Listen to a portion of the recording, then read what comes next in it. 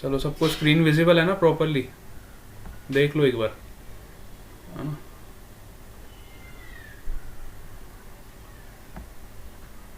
कीर्मी, Present, sir. Angel,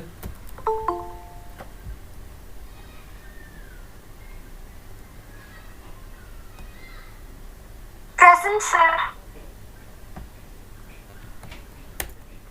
Anirudh,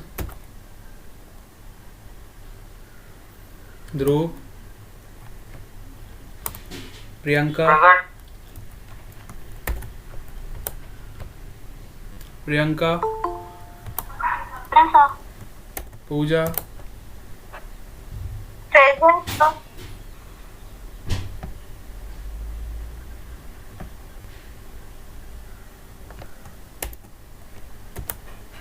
भूमिका,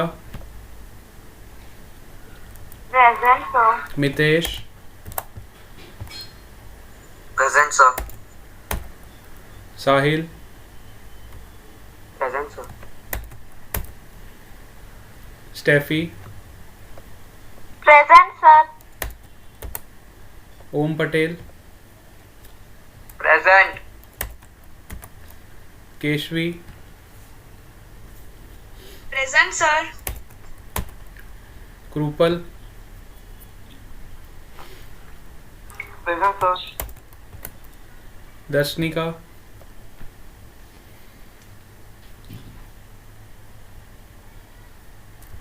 Tisha, Present, sir. Darshit, Present. Vansh, Present, sir. Mayur, Khushbu, Nirali, Present, sir. Present, sir. Liza, Tanushree, Present, sir.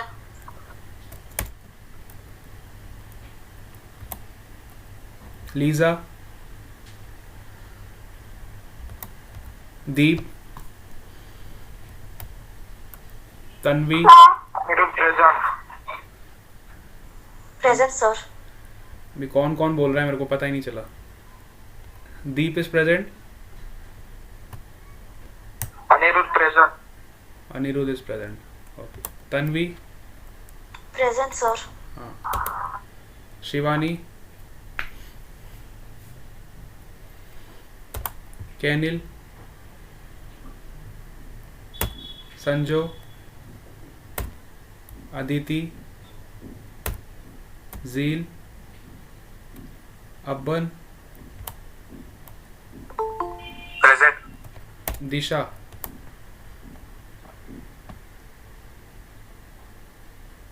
चलो ठीक है। Anirudh is present ना?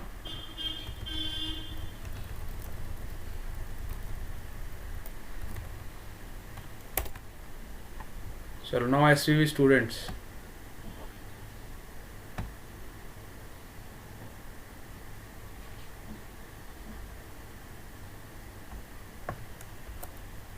Aditya, Present, sir. Varshil, Present, sir. खुशी Patel, Present, sir. Yash,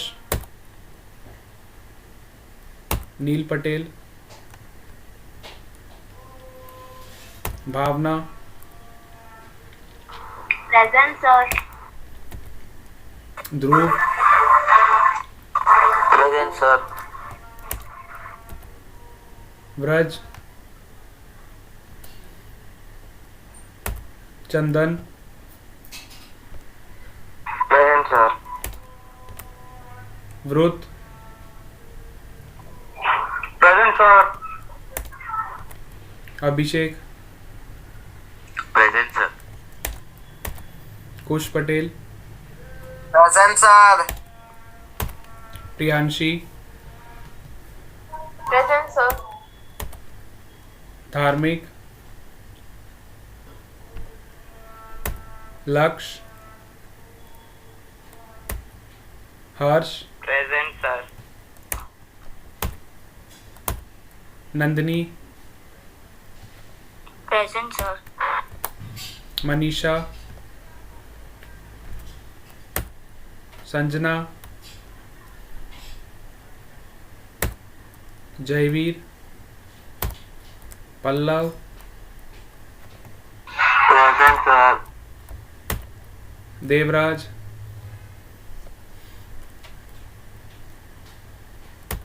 Harsil.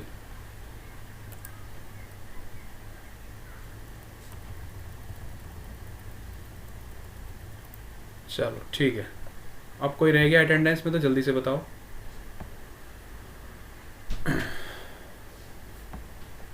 Lisa is present. एसवीवी में कोई रह गया तो जल्दी से बताओ।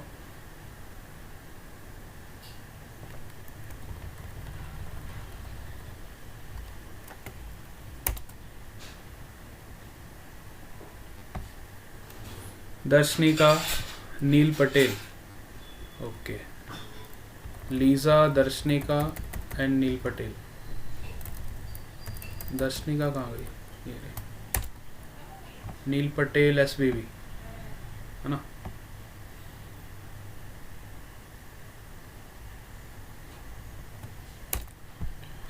ठीक है, डन। और कोई बचा है तो बताओ जल्दी से।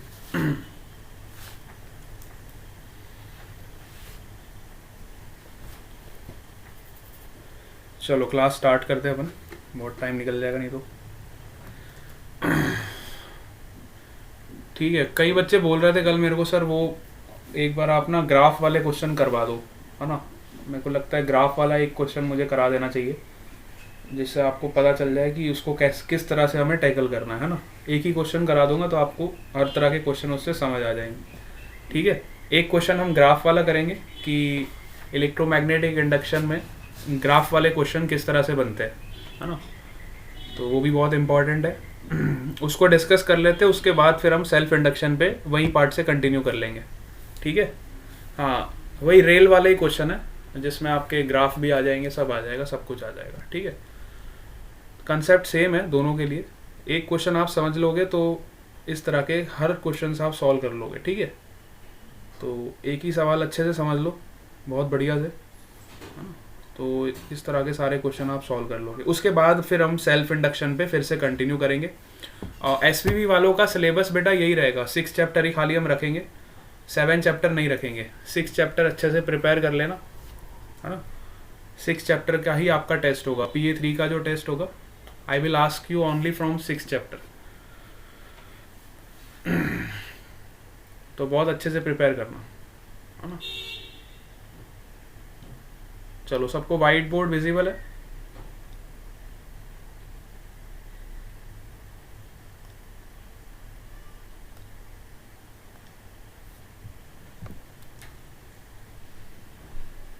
चेक कर लो, वाइट बोर्ड सबको विजिबल है?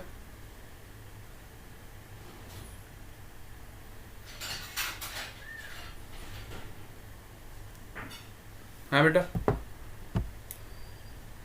यस और नो?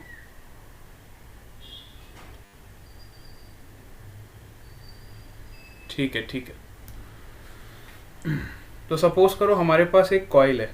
ठीक है, सपोज करो हमारे पास एक कॉइल है और इसका कुछ रेजिस्टेंस, ठीक है, इसका कुछ रेजिस्टेंस, इस तरह की हमारे पास एक कॉइल है। अब इसकी साइड लेंथ हमें दे रखी है, मतलब इसकी लेंथ L है और इसकी विड्थ भी L है। ठीक है, और इसका रेजिस्टेंस कितना है? R के बराबर। ठीक है, तो टाइम t इक्वल टू 0 पे, let's say at time t equal to 0, ये कॉइल की पोजीशन यहाँ पे है। ठीक है, और ये कॉइल आपकी जो है ये कांस्टेंट वेलोसिटी से मूव कर रही, कांस्टेंट वेलोसिटी से मूव कर रही।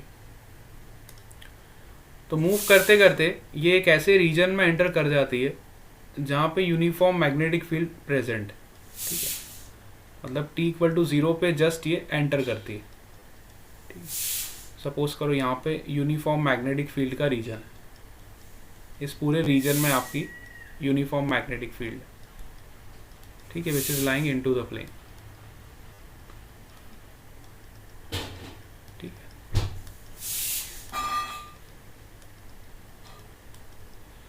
और ये रीजन की लेंथ आपको दे रखी है, लेट से ये जो मैग्नेटिक फील्ड का रीजन है इसकी लेंथ हमें दे रखी है विच इज़ 2L।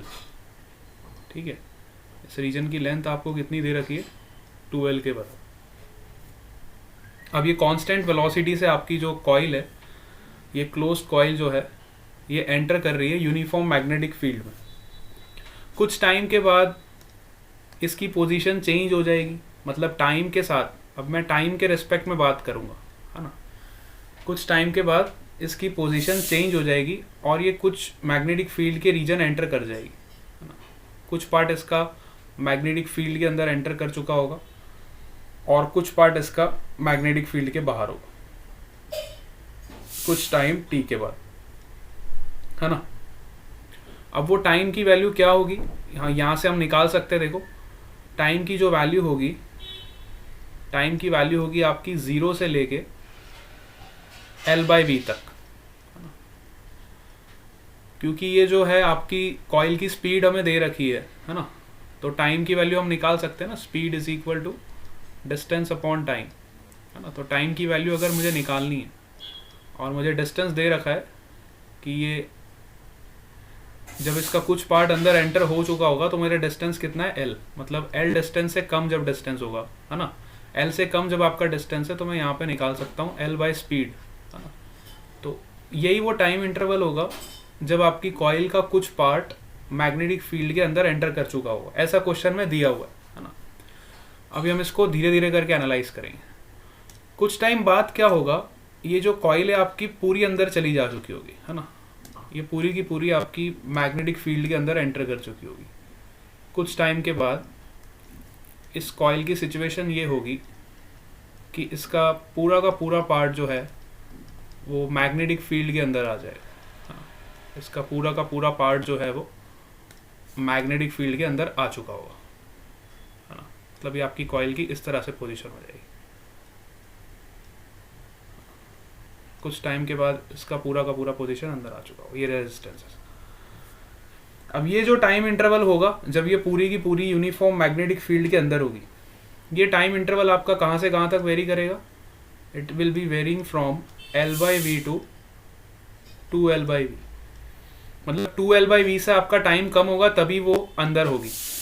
अगर 2L/V से आपका टाइम ज़्यादा हो जाएगा तो मतलब आपकी कॉइल वापस बाहर को निकल जाएगी। ठीक है, तो हम अलग अलग सिचुएशंस की बात कर रहे हैं, है ना। पहली सिचुएशन में क्या है, देखो आपकी कॉइल t=0 पे जस्ट एंटर होने वाली है मैग्नेटिक फील्ड में। अच्छा, कुछ टाइम t के बाद इसका कुछ पोर्शन मैग्नेटिक फील्ड के अंदर होगा, कुछ पोर्शन मैग्नेटिक फील्ड के बाहर होगा। कुछ टाइम के बाद पूरी की पूरी कॉइल आपकी मैग्नेटिक फील्ड के अंदर हो जाएगी और उसके कुछ टाइम के बाद ये फिर से बाहर को निकल जाएगी। उसके कुछ टाइम के बाद इसकी सिचुएशन क्या होगी कि ये जो कॉइल है ये फिर से बाहर को निकल जाएगी, है ना। ये कॉइल आपकी फिर से बाहर को निकल जाएगी, मतलब कुछ पार्ट इसका अगेन मैग्नेटिक फील्ड के अंदर रहेगा और कुछ पार्ट इसका वापस मैग्नेटिक फील्ड के बाहर आ जाएगा।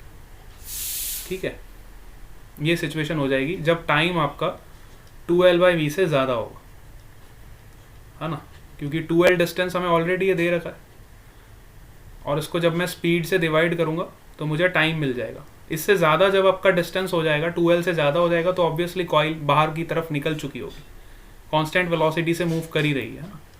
हर सिचुएशन में ये कांस्टेंट वेलोसिटी से मूव कर रही है। ठीक है, तो अब हमें हर सिचुएशन को एनालाइज करना है एक एक करके। ठीक है, हमें हर सिचुएशन को एक एक करके हम एनालाइज करेंगे कि हर सिचुएशन में आपका फ्लक्स कितना होगा, हर सिचुएशन में आपका EMF कितना होगा, है ना। टाइम के रिस्पेक्ट में हम ये सारी चीज़ों को एनालाइज करेंगे।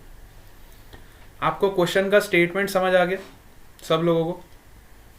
क्वेश्चन का स्टेटमेंट सबको क्लियर है ना अच्छे से? हाँ, तो ये सिचुएशन को हमें अब एनालाइज करना है। तो हमने क्या किया, अब मैं फर्स्ट केस की बात करूँगा, पहले वाले केस की, है ना। फर्स्ट वाले केस में अगर आप ध्यान से देखो तो आपकी कॉइल जस्ट एंटर होने वाली है ना। फर्स्ट वाले केस की अगर मैं बात करूँ तो मैं आपको इधर ही शो कर देता हूँ। केस नंबर 1 की बात करेंगे। ठीक है, जब आपकी कॉइल जस्ट एंटर होने वाली, ठीक है, तो जब हमारी कॉइल जस्ट एंटर होने वाली यूनिफॉर्म मैग्नेटिक फील्ड में, तब सिचुएशन आपकी किस तरीके की होगी, हमारा फ्लक्स कितना होगा। अगर मैं बात करूं t इक्वल टू 0 पे, t इक्वल टू 0 पे आप बता सकते हो कि फ्लक्स की वैल्यू कितनी होगी। अभी आपकी कॉइल मैग्नेटिक फील्ड में एंटर करी नहीं है, तो फ्लक्स कितना होगा बताओ। t इक्वल टू 0 पे फ्लक्स 0 होगा। वेरी गुड, फ्लक्स ही नहीं होगा ना, क्योंकि मैग्नेटिक फील्ड ही नहीं है यहाँ पे, इस रीजन में कोई मैग्नेटिक फील्ड नहीं है। फ्लक्स का वैल्यू 0, तो आपका ईएमएफ का वैल्यू भी कितना हो जाएगा, 0 हो जाएगा। तो ये तो आपका केस नंबर 1 हो गया, एट t इक्वल टू 0 पे मैंने बात करी। अब सेकेंड सिचुएशन पे आओ, और सेकेंड सिचुएशन को देखो। यहाँ पे आपकी जो कॉइल है उसने कितना डिस्टेंस कवर कर लिया, उसने इतना डिस्टेंस कवर कर लिया।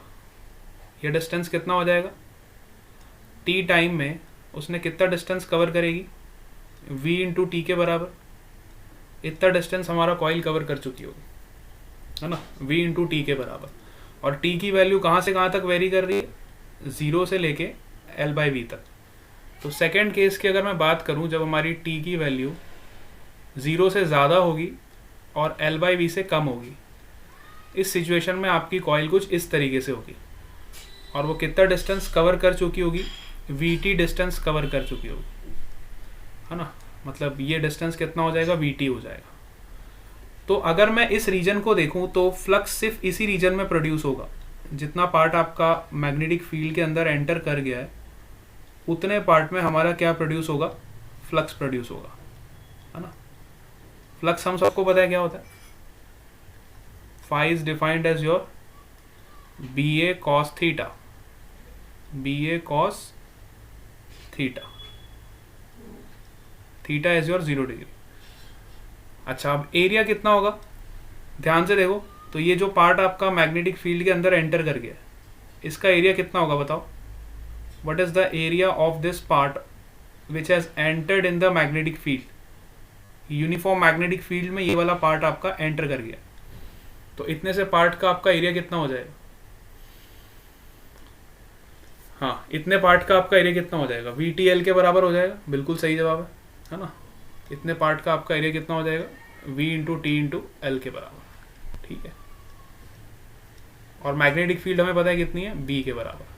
तो हमारा फ्लक्स कितना हो जाएगा, देखो BVL इंटू टी।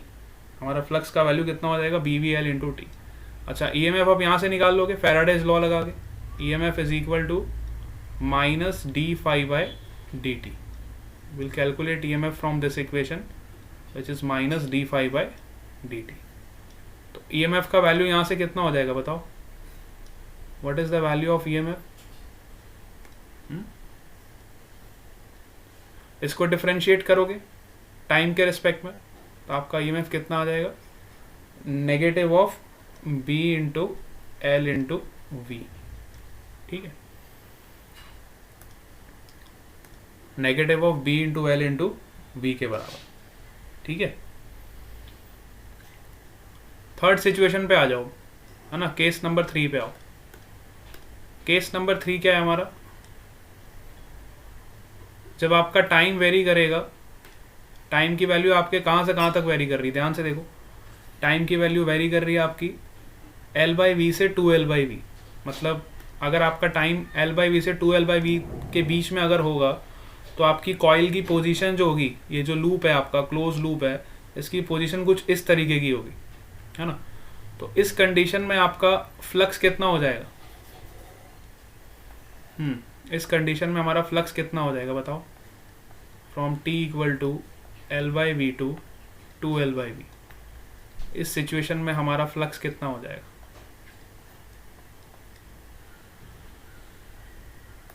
हाँ, इस सिचुएशन में हमारा फ्लक्स कितना हो जाएगा, BL² के बराबर हो जाएगा। वेरी गुड, फ्लक्स का वैल्यू आपका हो जाएगा BL² के बराबर, ठीक है। मतलब कहने का मतलब ये है, यहाँ पे आपका फ्लक्स कैसा हो गया, कांस्टेंट हो गया।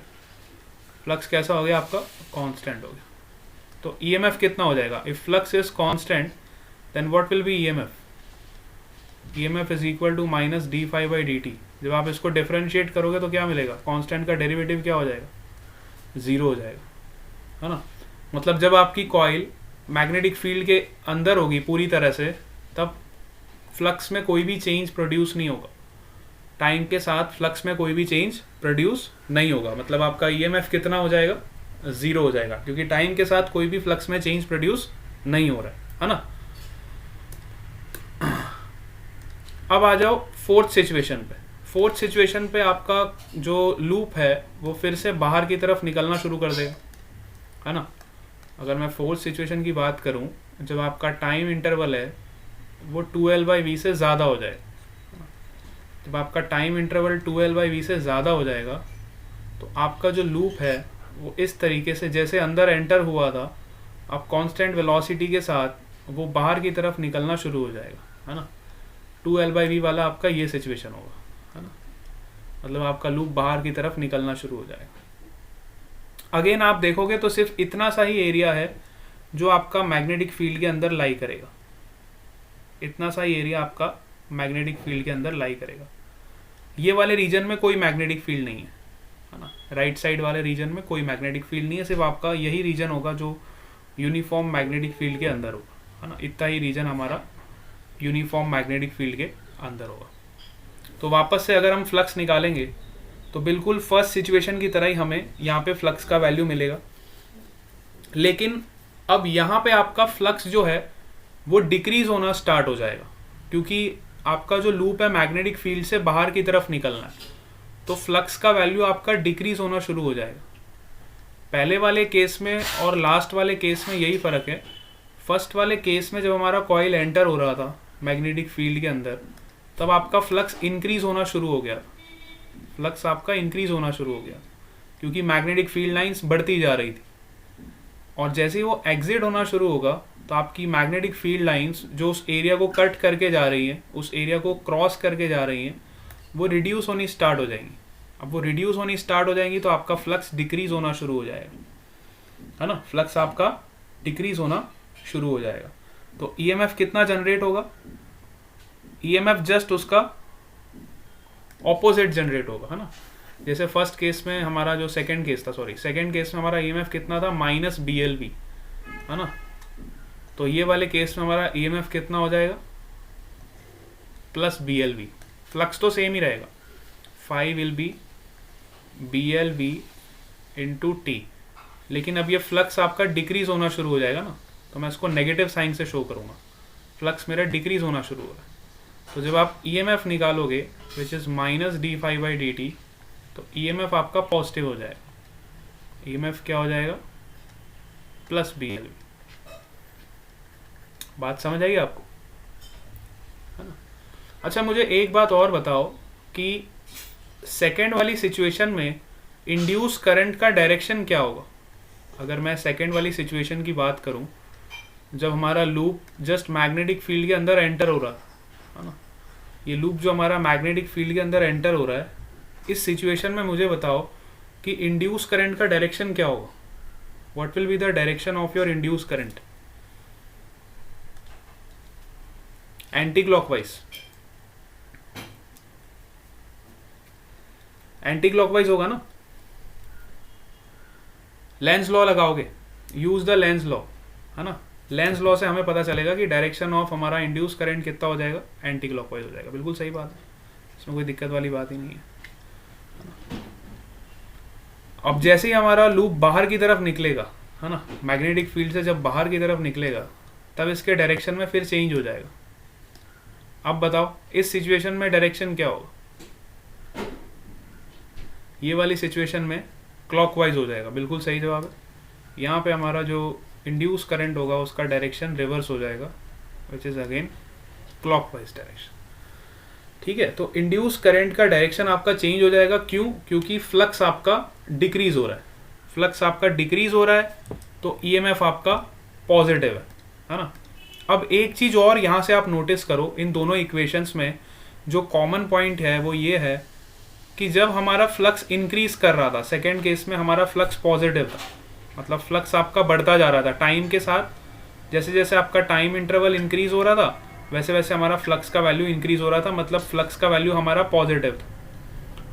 जब फ्लक्स का वैल्यू पॉजिटिव था तो हमारा ईएमएफ नेगेटिव आया, हमको ईएमएफ क्या मिला, नेगेटिव मिला, है ना। फ्लक्स का वैल्यू जब पॉजिटिव था तो ईएमएफ कैसा मिला, नेगेटिव।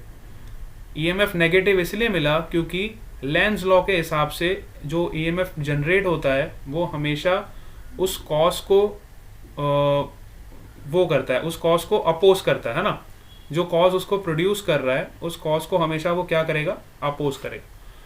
और इसका ठीक उल्टा अगर मैं फोर्थ केस की बात करूं, जब आपका लूप बाहर निकल रहा था तो वहां पे हमारा फ्लक्स नेगेटिव था। मतलब अगर टाइम आप इंक्रीज करते थे तो हमारा फ्लक्स का वैल्यू कम होता जा रहा था ना, इसलिए यहाँ पे नेगेटिव साइन मैंने शो किया।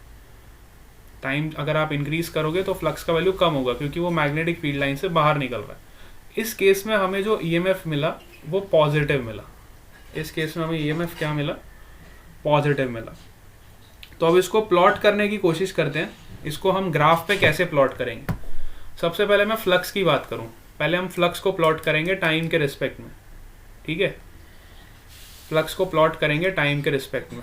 तो आप इस तरह से ग्राफ प्लॉट करोगे, वाई एक्सिस पे फ्लक्स ले लोगे और एक्स एक्सिस पे टाइम ले लोगे, ठीक है। वाई एक्सिस पे हमारा फ्लक्स हो गया और एक्स एक्सिस पे क्या हो गया, टाइम हो गया।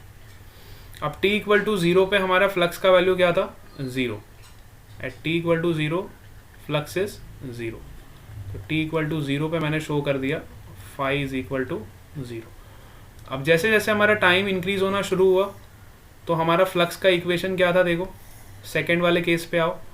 फ्लक्स का इक्वेशन क्या था, देखो BVL into T means flux is directly proportional to time, directly proportional to time. So it will be a straight line graph, है ना। तो टाइम के डायरेक्टली प्रोपोर्शनल है तो टाइम के रिस्पेक्ट में इसका कर्व कैसा होगा, स्ट्रेट लाइन कर्व होगा। कहाँ तक होगा, at t equal to L by V तक। L बाई वी तक इसका कर्व कैसा हो जाएगा, स्ट्रेट लाइन, ठीक है। L बाई वी मतलब आधे डिस्टेंस तक, ठीक है। यहां तक इसका फ्लक्स आपका इंक्रीज होगा। फिर जैसे ही आपका जो लूप है वो पूरा का पूरा जब मैग्नेटिक फील्ड के अंदर एंटर हो जाएगा, केस नंबर 3 पे आ जाओ। जैसे ही आपका लूप है पूरा का पूरा मैग्नेटिक फील्ड के अंदर एक बार एंटर हो गया तो फिर फ्लक्स में कोई भी चेंज नहीं होगा, है ना। तो फिर आपका फ्लक्स क्या हो जाएगा, कांस्टेंट हो जाएगा, है ना। ये वाले सिचुएशन में जो हमारा फ्लक्स है वो बिल्कुल कांस्टेंट हो गया। आप इक्वेशन से भी देख सकते हो, जो थर्ड वाली सिचुएशन है यहाँ पे हमारा फ्लक्स का वैल्यू हमें क्या मिल रहा है, BL स्क्वायर के बराबर। मीन्स हमारा फ्लक्स क्या हो गया, बिल्कुल कांस्टेंट हो गया, ठीक है। तो ग्राफ में हम इसको इस तरह से प्लॉट कर सकते हैं कि अगर हमारा फ्लक्स कांस्टेंट हो गया तो फ्लक्स का कांस्टेंट का वैल्यू आप इस तरह से शो करोगे, है ना। L बाई वी से 2L बाई वी तक हमारा जो फ्लक्स है वो कांस्टेंट हो गया। अच्छा, अब अगर टाइम 2L बाई वी से ज़्यादा हो गया, है ना, मतलब अगर डिस्टेंस आपका 2L से ज़्यादा हो गया तो आपका जो लूप है वो ऑब्वियसली मैग्नेटिक फील्ड से बाहर की तरफ निकलना शुरू हो जाएगा। और मैग्नेटिक फील्ड से जब बाहर निकलना शुरू हो जाएगा तो फ्लक्स आपका डिक्रीज होना शुरू हो जाएगा। फ्लक्स आपका डिक्रीज होना शुरू हो जाएगा, लेकिन अभी भी जो फ्लक्स है आपका टाइम के प्रोपोर्शनल है, लेकिन नेगेटिव ऑफ टाइम के प्रोपोर्शनल है। मतलब टाइम के साथ आपका फ्लक्स कम हो रहा है। तो मैथमेटिकली अगर किसी क्वांटिटी के साथ दूसरी क्वांटिटी कम होती है तो उसको हम नेगेटिव साइन से शो करते हैं, है ना। अगर आप टाइम को इंक्रीज करोगे तो आपका फ्लक्स डिक्रीज हो रहा है।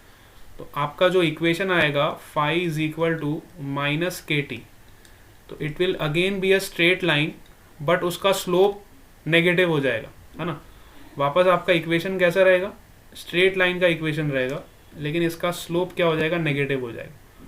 तो इस तरह से ये आपका स्लोप नेगेटिव हो जाएगा। देखो यहाँ पे आपका स्लोप पॉजिटिव था, थीटा आपका पॉजिटिव था तो tan थीटा आपका पॉजिटिव था, है ना। यहाँ पे आपका स्लोप नेगेटिव हो गया। देखो थीटा ग्रेटर देन 90 हो गया तो हमारा जो स्लोप है वो नेगेटिव हो गया। मतलब phi is equal to minus KT, ये इसका इक्वेशन हो गया। इसका इक्वेशन क्या होगा, phi is equal to plus KT। इसका इक्वेशन क्या हो जाएगा, phi is equal to constant. तो इस तरह से हमारा ग्राफ प्लॉट हो जाए। बात समझ आई। तो हमने फ्लक्स का ग्राफ प्लॉट कर दिया टाइम के रिस्पेक्ट में, है ना। ये हमने फ्लक्स का ग्राफ प्लॉट कर दिया टाइम के रिस्पेक्ट में, ठीक है। अब थोड़ी बहुत मैथमेटिक्स मैं मानता हूँ आप लोगों को आती है, तो फिज़िक्स में ज़्यादा लंबी चौड़ी मैथमेटिक्स रिक्वायर्ड नहीं होती है, बस इतना सा मैथ्स आपको आना चाहिए। अगर इतना सा मैथ्स आपको आता है तो इस तरह के क्वेश्चंस आप सॉल्व कर लो। अब आ जाओ नेक्स्ट पॉइंट पे, ईएमएफ को। अब ईएमएफ को प्लॉट करके देखते हैं टाइम के साथ, ठीक है। ईएमएफ को प्लॉट करते हैं हम टाइम के साथ, है ना। तो ईएमएफ का वैल्यू अब हमें हर सिचुएशन में एनालाइज करना पड़ेगा। टाइम इक्वल टू 0 पे ईएमएफ कितना था, फिर L/V पे ईएमएफ कितना हुआ, 2L/V पे ईएमएफ कितना हुआ, है ना। इस तरह से हम ईएमएफ को एनालाइज करेंगे। चलो अब ईएमएफ का भी प्लॉट देख लो किस तरह से आएगा, है ना। आपको अगर इक्वेशन पता होगी तो ग्राफ बनाना सिंपल है, लेकिन जब तक इक्वेशन ही नहीं पता होगी तो ग्राफ कैसे प्लॉट करेंगे। तो ग्राफ प्लॉट करने का सिंपल तरीका है कि पहले उसकी इक्वेशन फाइंड करो कि वो किस तरह से वेरी कर रहा है ना। तो ईएमएफ वर्सेस टाइम, है ना। तो t इक्वल टू 0 पे हमारा ईएमएफ कितना था, है ना। देखो ईएमएफ आपका t इक्वल टू 0 पे क्या था,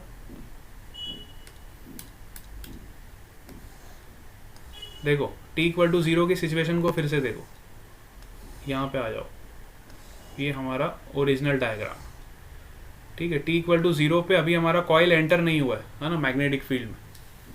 अभी हमारा ये जो लूप है ये मैग्नेटिक फील्ड में अभी एंटर नहीं हुआ है। तो इस सिचुएशन में हमारा ईएमएफ कितना होगा बताओ। t इक्वल टू 0 पे अभी ये मैग्नेटिक फील्ड के बाहर है ना, मैग्नेटिक फील्ड के अंदर एंटर नहीं हुआ है। कुछ टाइम के बाद जब 0 से लेके हमारा टाइम L/V तक वेरी करेगा, 0 से लेके L/V तक वेरी करेगा, तब ये मैग्नेटिक फील्ड के अंदर एंटर हो जाएगा, है ना।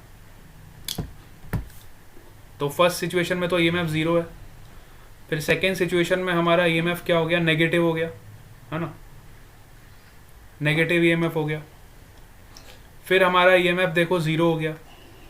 फिर हमारा ईएमएफ क्या हो गया, पॉजिटिव हो गया, है ना। मतलब ईएमएफ इस तरह से फ्लक्चुएट कर रहा है, 0 से नेगेटिव हो रहा है, फिर नेगेटिव से वापस 0 हो रहा है ना, और फिर पॉजिटिव हो रहा है, ठीक है। इस तरह से हमारा ईएमएफ वेरी कर रहा है। तो इसको ग्राफ में कैसे आप शो करोगे, है ना। पहले हमारा ईएमएफ देखो 0 था, अब इसको ग्राफ में हम इस तरह से शो करेंगे। देखो पहले हमारा ईएमएफ 0 था, फिर 0 से क्या हो गया, नेगेटिव हो गया, तो हमें नेगेटिव एक्सिस पे जाना पड़ेगा। अब नेगेटिव में कितना नेगेटिव हुआ, तो ये मैग्नीट्यूड आपका हो जाएगा BLV के बराबर, है ना, नेगेटिव ऑफ BLV। कुछ टाइम तक हमारा ईएमएफ नेगेटिव रहा, है ना। कुछ टाइम के बाद फिर 0 हो गया, फिर कुछ टाइम तक हमारा ईएमएफ 0 रहा, फिर कुछ टाइम के बाद हमारा ईएमएफ पॉजिटिव हो गया, पॉजिटिव BLV, ठीक है। तो फिर इसका ग्राफ इस तरीके से आ जाए। क्योंकि ईएमएफ कांस्टेंट है ना, तो इसको हम इस तरह से ही शो करेंगे। अब यहाँ पे आप देखो ग्राफ में ब्रेक्स लगे हुए हैं, मतलब डिसकॉन्टिन्यूअस ग्राफ है। ईएमएफ का ग्राफ कॉन्टिन्यूअस नहीं, पहले नेगेटिव था, फिर वापस 0 हो गया, फिर 0 रहा कुछ टाइम तक, फिर वापस पॉजिटिव हो गया। तो ये डिसकॉन्टिन्यूअस ग्राफ आपको इस तरह का लैडर कर्व मिल रहा है ईएमएफ का। बात समझ आ गई,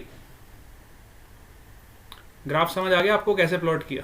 चलो ठीक है ना। तो इस तरह से आप ग्राफ प्लॉट करोगे, जब आपको सिचुएशन पूरी तरह से पता चल जाएगी तो आप इस तरह से कर्व भी प्लॉट कर लोगे, ठीक है। अब हम बात करते हैं करंट की। अभी हमने करंट की बात नहीं करी, है ना। तो पहली सिचुएशन में हमारा ईएमएफ क्या था, 0 था, है ना। केस नंबर 1 की बात करूँ तो यहाँ पे हमारा ईएमएफ क्या था, 0 था। अब हम करंट को भी प्लॉट करके देख सकते हैं, अगर आप चाहो तो करके देख लो, करंट का भी प्लॉट कर सकते हो, है ना। फर्स्ट केस पे आ जाते हैं ना। तो यहाँ पे हमारा ईएमएफ देखो 0 था, ईएमएफ 0 था, तो करंट भी हमारा क्या हो जाएगा, I is equal to E/R which will also भी इक्वल टू 0, ठीक है।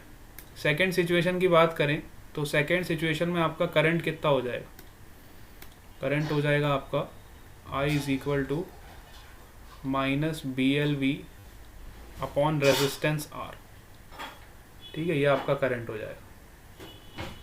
बात समझ आ रही है। थर्ड सिचुएशन की बात करें तो थर्ड सिचुएशन में हमारा करंट कितना हो जाएगा, थर्ड सिचुएशन में वापस आपका ईएमएफ 0 हो गया, तो हमारा करंट भी क्या हो जाएगा, 0 हो जाएगा। और फोर्थ सिचुएशन पे आ जाओ तो यहाँ पे आपका करंट कितना हो जाएगा, प्लस BLV अपॉन आर, है ना। तो करंट और EMF का ग्राफ आपका लगभग सेम ही आएगा, खाली कांस्टेंट का फ़र्क होगा, BLV अपॉन आर। बाकी ग्राफ का नेचर बिल्कुल सेम रहेगा, जैसे हमारा EMF का ग्राफ आया बिल्कुल उसी तरह का ग्राफ आपका करंट का भी प्लॉट हो जाएगा टाइम के साथ, है ना। क्योंकि चेंज क्या हो रहा है, खाली इस कांस्टेंट का ही तो चेंज हो रहा है, इस कांस्टेंट का चेंज हो रहा है बस, बाकी और कोई भी चेंज नहीं है ग्राफ में, ठीक है। तो यहाँ से आप करंट का भी ग्राफ प्लॉट कर सकते हो। अब यहाँ पे जो एक चीज़ मुझे बतानी थी वो बहुत इंपॉर्टेंट है कि हम इस सर्किट को इक्विवेलेंट बैटरी से रिप्लेस कर सकते हैं, है ना। अगर मैं बात करूँ फर्स्ट सिचुएशन में तो हमारा EMF 0 है। EMF का मतलब क्या होता है, इलेक्ट्रोमोटिव फोर्स, हम सबको पता है। EMF मीन्स इलेक्ट्रोमोटिव फोर्स, मतलब जब भी हम किसी लूप को यूनिफॉर्म मैग्नेटिक फील्ड के अंदर लेके जाते हैं तो वो एक बैटरी की तरह बिहेव करता है, मतलब उसमें इलेक्ट्रोमोटिव फोर्स प्रोड्यूस होता है, तो मैं उसको एक बैटरी से शो कर सकता हूँ, है ना, जिसका EMF E के बराबर, है ना। तो किस तरह से हम इस सर्किट को इक्विवेलेंट बैटरी में कन्वर्ट करेंगे, अब मैं आपको ये भी पॉइंट बता देता हूँ, ये भी इसके साथ ही समझ लो तो बेस्ट, ठीक है। तो अब हमारा जो ये वाला सेक्शन है, देखो फर्स्ट वाले सिचुएशन में तो EMF है ही नहीं, तो EMF है ही नहीं तो यहाँ पे तो कुछ बैटरी आपका बनेगा नहीं। सेकेंड सिचुएशन की बात करते हैं, अब यहाँ पे कुछ EMF आपका प्रोड्यूस हुआ, और कितना EMF प्रोड्यूस हुआ वो भी हम निकाल चुके हैं। यहाँ पे हमारा EMF जो प्रोड्यूस हुआ था विच इज़ BLV के बराबर, है ना। सेकेंड सिचुएशन EMF आपका कितना आ रहा था, BLV के बराबर नेगेटिव में, है ना, माइनस BLV के बराबर। तो माइनस BLV के बराबर मेरा जब EMF आ रहा है तो मैं यहाँ पे एक बैटरी लगा सकता हूँ जिसका पॉजिटिव टर्मिनल ऊपर है और नेगेटिव टर्मिनल नीचे, क्योंकि इसमें करंट कैसे प्रोड्यूस होगा, लेंज लॉ से हम करंट की डायरेक्शन ऑलरेडी फाइंड कर चुके हैं। इसमें जो करंट प्रोड्यूस होगा वो एंटी क्लॉकवाइज में प्रोड्यूस होगा, तो मुझे बैटरी इस तरह से प्लेस करनी है, सॉरी, इसमें करंट जो प्रोड्यूस होगा एंटी क्लॉकवाइज डायरेक्शन में प्रोड्यूस होगा। तो बैटरी मैंने यहाँ पे इस तरह से प्लेस कर दी जिसका पॉजिटिव टर्मिनल ऊपर है और नेगेटिव टर्मिनल नीचे। तो करंट का फ्लो देखो आपका एंटी क्लॉकवाइज डायरेक्शन में आ रहा है, और इस बैटरी का EMF कितना होगा, E के बराबर विच इज़ BLV, ठीक है। इस बैटरी का EMF किसके बराबर होगा, BLV के बराबर। बात समझ आ रही है। अच्छा, मैं चाहता तो बैटरी यहाँ पे भी लगा सकता था, लेकिन मैंने यहाँ पे क्यों नहीं लगाई, यहाँ पे मैंने इसलिए बैटरी नहीं लगाई ये वाले रेजिस्टेंस के पास, क्योंकि यहाँ पे कोई मैग्नेटिक फील्ड ही नहीं है, ये वाले सेक्शन में कोई मैग्नेटिक फील्ड ही नहीं है। अब जब कोई मैग्नेटिक फील्ड ही नहीं होगी तो यहाँ पे तो कोई फ्लक्स में चेंज ही नहीं होगा। अब जब फ्लक्स में चेंज ही नहीं होगा तो यहाँ पे कोई EMF प्रोड्यूस ही नहीं होगा। तो EMF आपका कहाँ पे प्रोड्यूस होगा, सिर्फ ये वाली ब्रांच में प्रोड्यूस होगा। अच्छा, ये वाली ब्रांच में मैंने यहाँ पे बैटरी क्यों नहीं लगाई, क्योंकि ये वाली जो ब्रांच है वो आपकी पैरेलल लाई कर रही है वेलोसिटी के। हमारा जो कॉइल है, कॉइल का वेलोसिटी इस तरह से, और ये वाली ब्रांच जो है हमारा इस तरह से, है ना। और हमारा EMF का जो रियल फॉर्मूला आप सबको पता है which is BVL sine theta, है ना, BVL साइन थीटा। अब ये जो थीटा होता है वो V और L के बीच का एंगल होता है। अब ये वाली ब्रांच में अगर आप देखो तो आपका लेंथ वेक्टर भी राइट साइड है और वेलोसिटी का वेक्टर भी राइट साइड है, इसलिए ये वाली ब्रांच में भी कोई EMF जनरेट नहीं होगा। सिमिलरली ये वाली ब्रांच में भी कोई EMF जनरेट नहीं होगा, क्योंकि ये इसका भी लेंथ वेक्टर और वेलोसिटी वेक्टर दोनों पैरेलल है। तो मैं बैटरी खाली यही वाली ब्रांच पे लगा सकता हूँ। देखो फिर से बता रहा हूँ, ये वाली ब्रांच पे मैंने बैटरी इसलिए नहीं लगाई क्योंकि ये मैग्नेटिक फील्ड के बाहर है, इसमें तो कोई EMF प्रोड्यूस होने का सवाल उठता ही नहीं। ये वाली ब्रांच में बैटरी इसलिए नहीं लगाई क्योंकि इसका लेंथ वेक्टर और वेलोसिटी वेक्टर दोनों सेम डायरेक्शन में, दोनों सेम डायरेक्शन में है, तो इसकी वजह से कोई भी EMF आपका जनरेट नहीं होगा। सिमिलरली इसके लिए भी आपका सेम रीज़न है, length vector and velocity vector are in same direction, there will be no EMF। तो ले देके खाली मेरे पास इस लूप में ये वाली ब्रांच बची है जिसमें मैं बैटरी लगा सकता हूँ जिसका EMF BLV के बराबर हो। अच्छा, अब बैटरी का ओरिएंटेशन कैसा होगा, मतलब पॉजिटिव टर्मिनल ऊपर आएगा कि नीचे आएगा, ये मैं डिसाइड करूँगा लेंज लॉ से। तो लेंज लॉ से मुझे पता चला कि इसमें जो करंट का डायरेक्शन है वो एंटी क्लॉकवाइज है, तो ऑब्वियसली मेरा बैटरी का पॉजिटिव टर्मिनल ऊपर आएगा और नेगेटिव टर्मिनल नीचे आएगा। क्या ये पॉइंट आपको क्लियर हुआ? Everyone is clear with this point? बेटा पॉइंट क्लियर हो गया, बहुत इंपॉर्टेंट है ना। Sir second case direction anti clockwise की वजह से BLV पॉजिटिव होगा, है ना। हाँ डायरेक्शन एंटी क्लॉकवाइज है ना, नेगेटिव का मतलब वही है कि वो आपको डायरेक्शन शो कर रहा है। मैंने नेगेटिव साइन EMF में इसलिए लगाया है कि वो वही शो कर रहा है कि आपका करंट का डायरेक्शन एंटी क्लॉकवाइज होगा, ठीक है। नेगेटिव साइन वही शो करता है। लेंस लॉ, नेगेटिव का मतलब है डायरेक्शन, और डायरेक्शन जहाँ भी आएगी वहाँ पे हम लेंस लॉ लगाएंगे, ठीक है। चलो अब आ जाओ थर्ड वाले केस पे। थर्ड वाले केस पे अब हम इसको इक्विवेलेंट सर्किट में कैसे कन्वर्ट करेंगे, है ना। तो अब थर्ड वाले केस में मुझे पता चला कि मेरा EMF क्या आ रहा है, 0 आ रहा है, क्योंकि यहाँ पे फ्लक्स का कोई भी चेंज नहीं हो रहा है। थर्ड वाले केस में मेरा, इस वाले केस में मेरा EMF कितना प्रोड्यूस हो रहा है, 0 हो रहा है। तो अब मैं बैटरी कहाँ पे लगाऊंगा, है ना, बैटरी कहाँ पे लगाऊंगा, है ना। तो देखो ये वाले सेक्शन में तो बैटरी मैं नहीं लगा सकता, क्योंकि ये लेंथ वेक्टर और वेलोसिटी वेक्टर अगेन पैरेलल है, तो यहाँ पे तो कोई EMF जनरेट नहीं होगा ये वाली ब्रांच में। सिमिलरली ये वाली ब्रांच में भी कोई EMF जनरेट नहीं होगा, क्योंकि इसका भी लेंथ वेक्टर और वेलोसिटी वेक्टर पैरेलल है। तो मेरे पास दो ब्रांच बचती है, एक ये वाली ब्रांच और एक ये वाली ब्रांच। और बैटरी मुझे इस तरह से लगानी है कि दोनों का नेट EMF कितना प्रोड्यूस हो, 0 प्रोड्यूस हो। तो मैंने क्या किया, मैं यहाँ पे डायग्राम शो कर रहा हूँ। यहाँ पे मैंने एक बैटरी लगा दी पॉजिटिव और नेगेटिव टर्मिनल, और यहाँ पे मैंने दूसरी बैटरी लगा दी नेगेटिव और पॉजिटिव टर्मिनल, ठीक है, पॉजिटिव और नेगेटिव टर्मिनल, ठीक है। दो बैटरीज मैंने लगा दी सेम EMF की, which is BLV and this is also BLV, ठीक है। अच्छा मैं टर्मिनल उल्टा शो कर दिया। हाँ, तो आप इस तरह से उसको टर्मिनल कनेक्ट करोगे कि आपका नेट EMF 0 आ जाए। तो पोलैरिटी हमें उस हिसाब से सेट करनी है, तो बैटरी की पोलैरिटी आप उसके अकॉर्डिंगली सेट करोगे, ठीक है। तो यहाँ पे मैं बैटरी की पोलैरिटी इस तरह से सेट कर देता हूँ, ठीक है।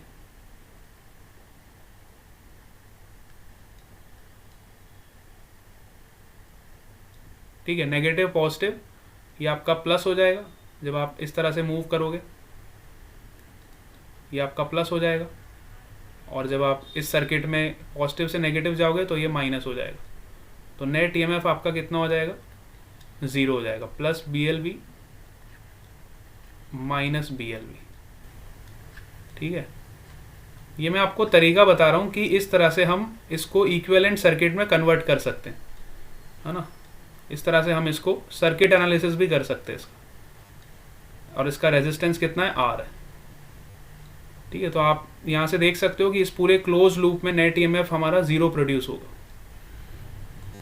नेट EMF कितना प्रोड्यूस हो रहा है, 0 प्रोड्यूस हो रहा है। तो इस सर्किट को मैं इससे भी रिप्लेस कर सकता हूँ, ये इसके इक्विवेलेंट सर्किट, है ना। अगर मुझे मैग्नेटिक फील्ड, वेलोसिटी ये सब शो नहीं करना है तो मैं सिंपली दो बैटरी लगा दूँ, इसका EMF BLV है, इसका EMF BLV है, दोनों का डायरेक्शन अपोजिंग है, तो नेट EMF आपका 0 प्रोड्यूस हो। क्लियर हो गई ये बात, है ना। हाँ, EMF का ग्राफ जो है आपका ऊपर से नीचे तक जाएगा। EMF का ग्राफ जो है उसकी पोलैरिटी चेंज हो रही है ना, पॉजिटिव से नेगेटिव चेंज हो रही है, ठीक है। अब आ जाओ लास्ट वाले केस में। लास्ट वाले केस में इक्विवेलेंट सर्किट आपका कैसे आएगा वो भी देख लो। ये जो फोर्थ वाला केस है, अब यहाँ पे मैं इक्विवेलेंट सर्किट कैसे कन्वर्ट करूँगा ये भी इम्पोर्टेंट है। तो अब यहाँ पे देखो, तो ये वाली ब्रांच में तो EMF जनरेट नहीं होगा क्योंकि ये मैग्नेटिक फील्ड से बाहर निकल चुका है, इसमें कोई भी फ्लक्स का चेंज नहीं होगा। ये वाली ब्रांच में भी EMF जनरेट नहीं होगा क्योंकि इसका लेंथ वेक्टर और वेलोसिटी वेक्टर दोनों पैरेलल हैं, तो साइन 0 0 हो जाएगा। इसका भी लेंथ वेक्टर और वेलोसिटी वेक्टर दोनों पैरेलल है, अगेन साइन 0 0 हो जाएगा। तो ले दे के ये वाली ब्रांच बचती है मेरे पास जिसमें EMF जनरेट होगा, है ना। तो इसका इक्विवेलेंट सर्किट इस तरीके से आएगा, है ना। यहाँ पे आप एक बैटरी लगा दोगे। हाँ, अब डायरेक्शन कैसे शो करोगे, अब यहाँ पे करंट आपका क्लॉकवाइज फ्लो कर रहा है ना। यहाँ पे आपका करंट कैसे फ्लो कर रहा है, क्लॉकवाइज डायरेक्शन में फ्लो करेगा। तो क्लॉकवाइज फ्लो करेगा तो इसका पॉजिटिव टर्मिनल ऊपर आएगा, नेगेटिव टर्मिनल नीचे आएगा, और रेजिस्टेंस इस तरह से आप, ये इसका इक्विवेलेंट सर्किट हो जाएगा। और इसका EMF कितना होगा, अगेन BLV के बराबर, ठीक है। तो अब इसमें करंट क्लॉकवाइज फ्लो करेगा, ये रेजिस्टेंस आपका R हो जाएगा। तो ये इस सिचुएशन का आपका इक्विवेलेंट सर्किट डायग्राम हो जाएगा। बात समझ आई। तो मेरे ख्याल से इससे ज़्यादा तो आपसे वो नहीं पूछेगा कि आपको ग्राफ प्लॉट करना है तो आप ग्राफ प्लॉट कर सकते हो, और जो भी आपको चीज़ें फाइंड करनी है, ईएमएफ निकालना है, करंट निकालना है ना, फ्लक्स निकालना है, जो भी चीज़ आपको निकालनी है आप यहाँ से ईजिली उसको निकाल सकते हो। ये सिचुएशन सबको क्लियर हो गई, अच्छे से सबको समझ आ गया। चलो इवनिंग क्लास में हम इसके आगे और थोड़ी बातें करेंगे, तो इवनिंग क्लास में सब लोगों को कह रहा हूँ ज़रूर आएँ, इवनिंग क्लास भी अटेंड करें, आपको और जो ज़्यादा क्लैरिटी मिलेगी है ना इस सिचुएशन पे, हम थोड़ी और बातें करेंगे इसमें। अभी हम इसको एंड कर रहे हैं यहीं पे, ठीक है। Bye bye to all of you.